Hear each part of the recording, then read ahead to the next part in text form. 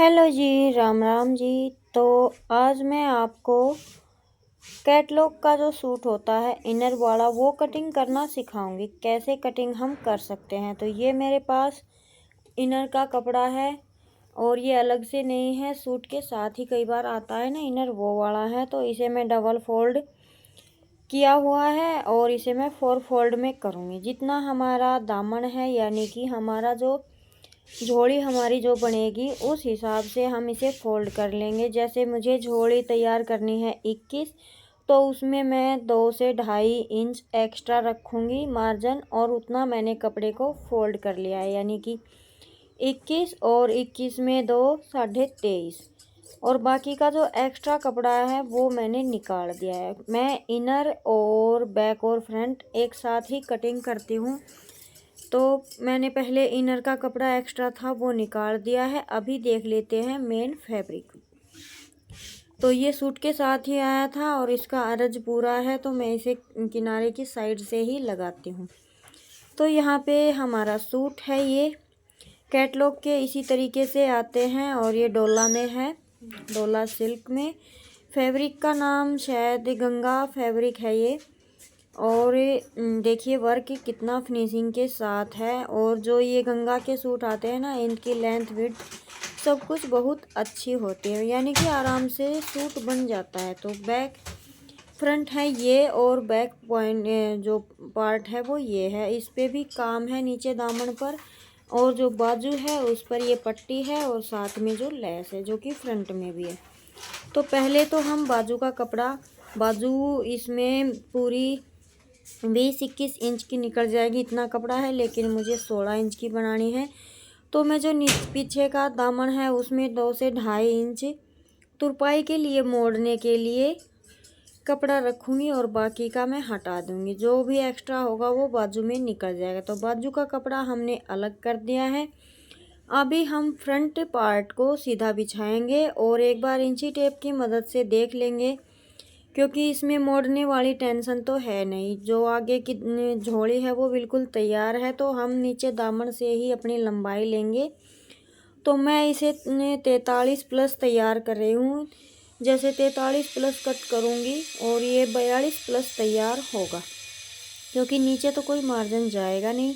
जितना भी जाना है आधा इंच पौना इंच वो ऊपर से ही जाना है। तो बस मैंने लंबाई प्लस मार्जिन लेकर निशान लगा लिया है। अभी मैं यहाँ से भी इसे अलग कर दूँगी।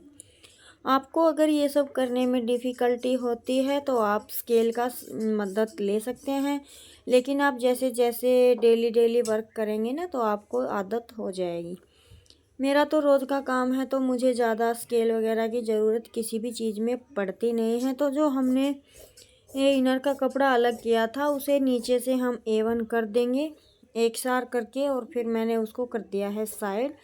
अभी हम बिछाएंगे फ्रंट, और मैं हमेशा इसी तरीके से इनर के सूट कट करती हूँ। जो हमारा फ्रंट पार्ट होता है उसी के साथ हम बैक पार्ट का और फ्रंट पार्ट का इनर कट कर लेते हैं, तो हमें सूट कटिंग करने में आसानी होती है। मुझे तो होती है, तो मैं अपना तरीका आपके साथ यूज़ बता रही हूँ। मैं ऐसा नहीं बोलूँगी कि मेरा तरीका ही बिल्कुल सही है या किसी और को ये तरीका आता ही नहीं। सबके अपने अपने तरीके होते हैं, काम सब वही करते हैं। तो मैं इस वीडियो में ये जो है आपके साथ इसकी कटिंग जो है शेयर कर रही हूँ। अगर आप लोगों को पसंद आए तो प्लीज़ कमेंट में ज़रूर बताइएगा। अगर आपको सिलाई और कटिंग से रिलेटेड कुछ भी पूछना है तो आप मुझसे पूछ सकते हैं कमेंट के ज़रिए, मैं वीडियो ज़रूर अपलोड करूँगी। तो जो हमारा जो इनर होता है वो हमेशा जो मेन फैब्रिक होता है तो उससे हमें 3 इंच ऊपर ही रखना चाहिए। ऐसा नहीं है कि 8-10 इंच रख दिया, 15 इंच रख दिया, तो फिर वो देखने में बुरा लगता है। अगर आपका कपड़ा थिक है तो भी उसमें ये होता है कि थोड़ा बहुत ऊंचा रह भी जाए तो कोई दिक्कत नहीं है। लेकिन जैसे ऑर्गेन्जा सिल्क में या फिर जिमी चू में इस तरह का कपड़ा आ रहा है, उसमें अगर आप ज़्यादा कम रखेंगे यानी कि इनर का कपड़ा थोड़ा ऊंचाई पर रख देंगे ना, तो वो देखने में बहुत बुरा लगता है। तो हमेशा मेन पॉइंट तो यही होता है कि जो इनर की लंबाई है हमारे सूट की लंबाई से 3 इंच कम होनी चाहिए। 3 से 3.5 या 4 इंच भी चल जाती है। तो यहाँ पर मैंने निशान लगा लिए हैं। निशान मैं आपके साथ शेयर नहीं कर रही हूँ। अगर आपको जानना है किस तरीके से मैं करती हूँ तो आप कमेंट कर सकते हैं, मैं वीडियो डाल दूँगी। तो यहाँ पे मैंने मेरे फिटिंग के, आर्म होल के सभी निशान लगा ली है, प्लस मार्जिन के भी, दामन के भी।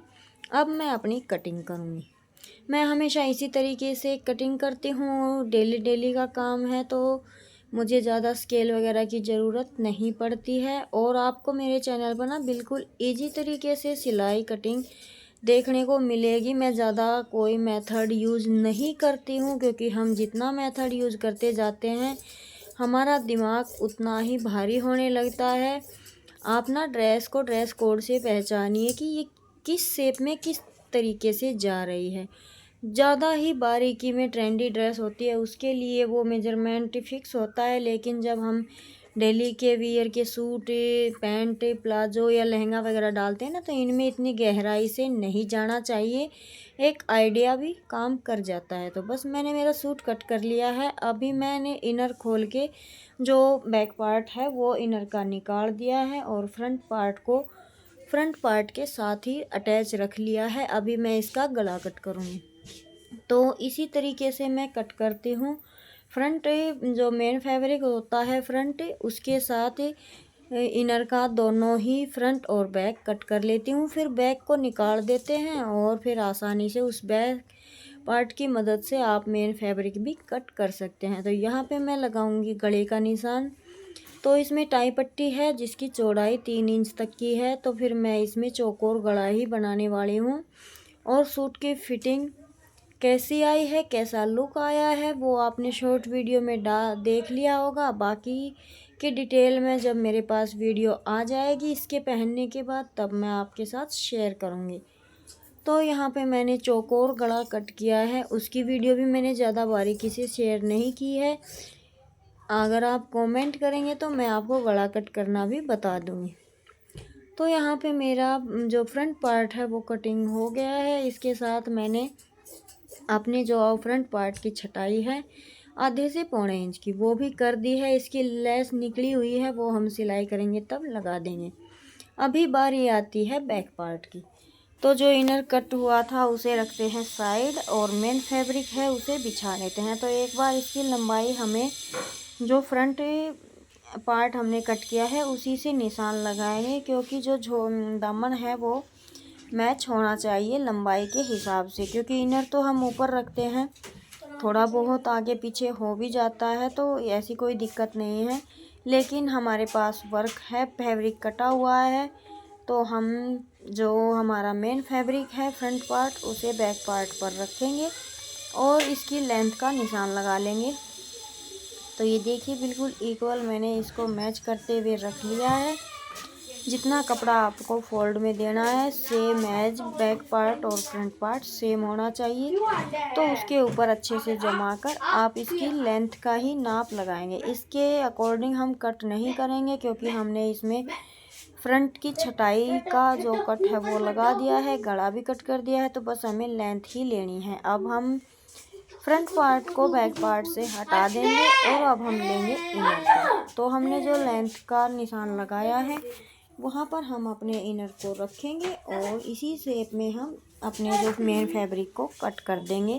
तो बड़े इजी और आसान तरीके से मैंने आपको बता दिया है बैक और फ्रंट इनर के सूट कटिंग करना। इस तरीके से शायद ही आपको किसी ने बताया हो, और ऐसे ही आसान टिप्स और तरीके मैं आपके साथ लेकर आऊँगी। अगर आप मेरे चैनल पर पहली बार आ रहे हैं तो मेरे चैनल को ज्वाइन कर लीजिएगा, और अगर काफ़ी टाइम से देख रहे हैं तो कमेंट करके बता सकते हैं मेरी वीडियो कहाँ कहाँ तक जा रही है, किस किस को पसंद आ रही है, प्लीज़ कमेंट करके बताइएगा ज़रूर। तो जो बाकी का कपड़ा है एक्स्ट्रा उसे हम निकाल देंगे। और जो कैटलॉग के सूट होते हैं, गंगा के सूट होते हैं, उनमें यही है कि फैब्रिक अच्छा खासा रहता है।